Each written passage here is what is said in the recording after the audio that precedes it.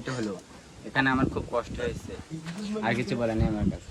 এখন সবার একটাই কথা যে এখানে ওঠার সময় আমরা যে উপরে উঠলাম, এই ওঠার সময় অনেক কষ্ট হয়েছে, কারণ এখানে আগে সিঁড়ি ছিল ওঠার জন্য, কিন্তু এখন সিঁড়ি নেই। এখন দেয়াল বেয়ে বেয়ে উপরে উঠতে হবে, এ পাশে ধরে ও পাশে ধরে এর হাত ধরে এভাবে উপরে উঠতে হয়েছে।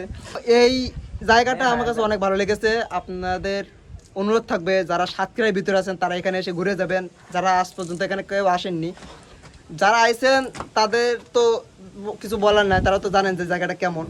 আর যারা সাতক্ষীরার বাইরে আছেন, এখানে আসতে চান, দেখতে চান যে জায়গাটা কেমন, তাদের জন্য আমি লোকেশনটা আরও একবার বলে দেই।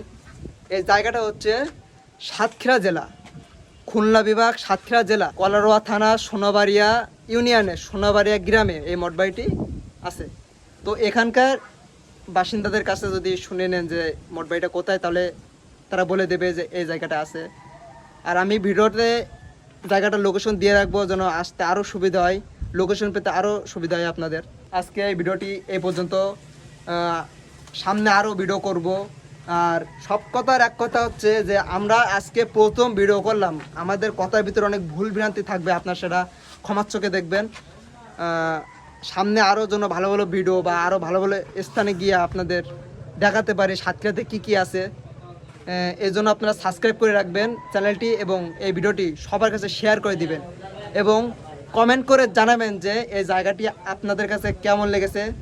অবশ্য না আসলে বোঝা যায় না কেমন লেগেছে, তারপরেও আমি ভিডিওতে যতদূর সম্ভব আপনাদের দেখানোর চেষ্টা করলাম। আর কথা বাড়াবো না, আজকে ভিডিওটি এই পর্যন্তই। আল্লাহ হাফেজ।